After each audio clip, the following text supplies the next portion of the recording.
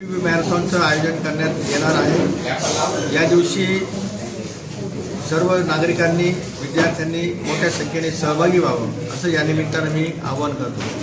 खऱ्या अर्थाने गेल्या 15 वर्षापासून या स्पर्धांचं आयोजन आपल्याकडे नाशिकमध्ये होतंय आणि दरवर्षी याला मिळणारा जो प्रतिसाद आहे तो अतिशय चांगला आहे। यावर्षी आतापर्यंत 4000 पेक्षा जास्त लोकांनी या मॅरेथॉनकरता नोंदणी केलेली आहे।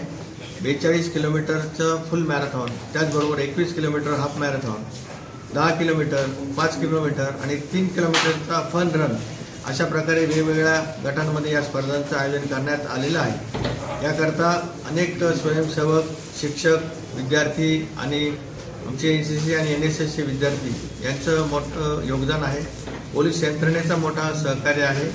त्याचबरोबर आमची वैद्यकीय टीम असेल, या मॅरेथॉनच्या रूटमध्ये काम करणारे सगळे स्पंजिंग किंवा पाणी देणारे स्वयंसेवक असतील, या सगळ्यांच्या सहकार्याने या स्पर्धा अतिशय चांगल्या पद्धतीने पार पडतील अशी मला खात्री आहे। योगेश दत्ता हे ऑलिम्पियन जे आहेत कुस्तीगीर, त्यांना आम्ही प्रमुख अतिथी म्हणून बोलवलेलं आहे।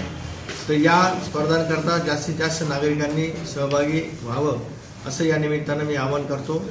Run for health and build the nation असं या स्पर्धेचं ब्रीदवाक्य आहे आणि त्या दृष्टीने नागरिकांनी स्वतःचा फिटनेस चांगला ठेवावा आणि पर्यायाने देशाची उन्नती करावी असा विचार याच्यातनं मांडलेला आहे। याचबरोबर अनेक वैचारिक प्रबोधनसुद्धा विद्यार्थ्यांच्या माध्यमातून होणार आहे। वृक्ष संवर्धन असेल, प्रदूषण असेल, या बाबतीमध्ये सुद्धा जनजागृती होणार आहे।